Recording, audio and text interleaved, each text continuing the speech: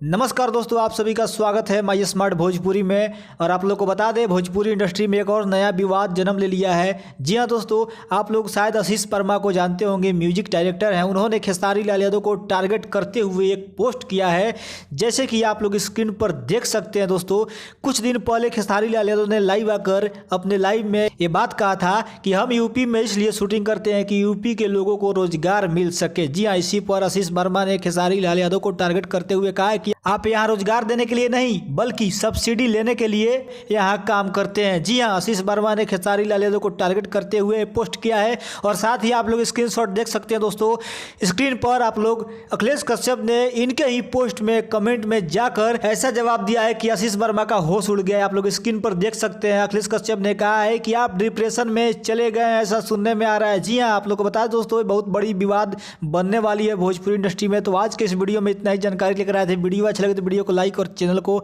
Subscribe जरूर कर दीजिएगा। नमस्कार।